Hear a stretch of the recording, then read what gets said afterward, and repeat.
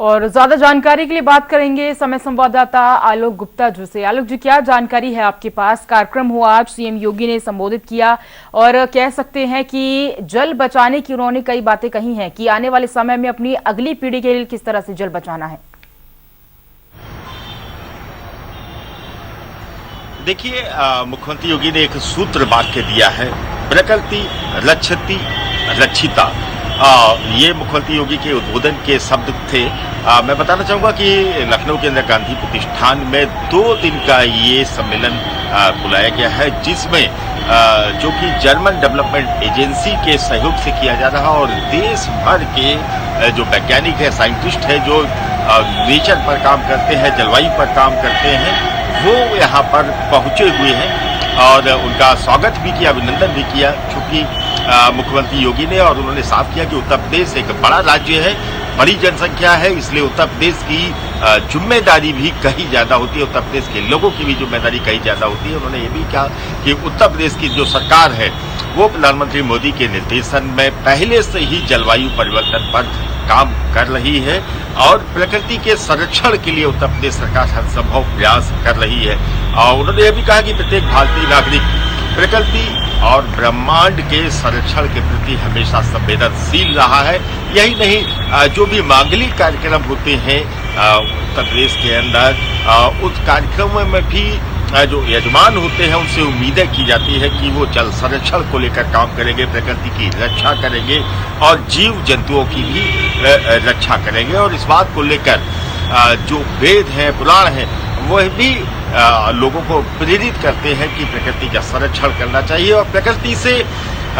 उतना ही लेना चाहिए जितने की आवश्यकता हो। प्रकृति का जबरन दोहन नहीं करना चाहिए और वैज्ञानिकों का भी ये मानना था कि प्रकृति से उतना ही लिया जाए जितने की आवश्यकता हो। इस अवसर पर मुख्यमंत्री योगी ने साफ किया कि प्रकृति के संरक्षण के लिए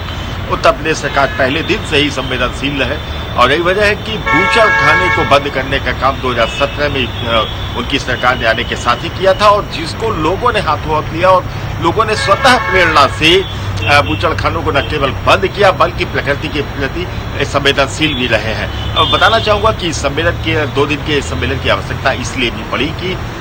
जिस तरीके से नेचर में गड़बड़ हो रहा है,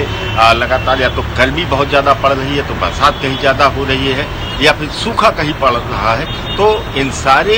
बिंदुओं पर अध्ययन को लेकर ही पूरे देश भर के जो वैज्ञानिक है जलवायु परिवर्तन से, क्लाइमेट को लेकर,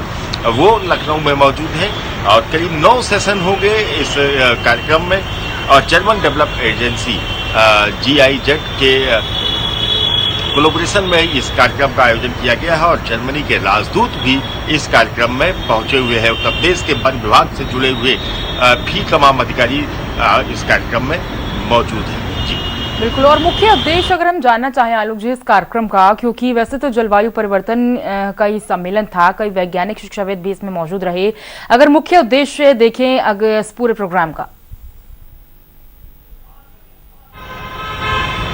देखिए, क्लाइमेट कंट्रोल को कैसे किया जाए, लोगों में अवेयरनेस कैसे की जाए, वर्तमान समय में ओजोन में जो छेद होने की बातें सामने निकल कर आ रही हैं उसको किस तरीके से रोका जाए, पब्लिक को किस तरीके से अवेयर किया जाए, जल संरक्षण हो या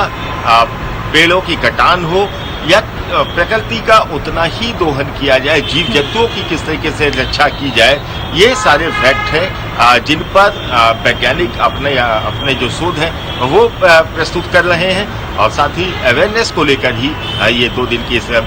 कार्यशाला का आयोजन लखनऊ के इंदिरा गांधी प्रतिष्ठान में किया गया है। बिल्कुल। तो देखिए, जल संरक्षण को लेकर सीएम ने यहाँ पर बातें कही हैं कई सारी। उन्होंने कहा है कि अगली पीढ़ी के लिए किस तरह से हमें जल बचाना चाहिए, क्योंकि जल है तो कल है।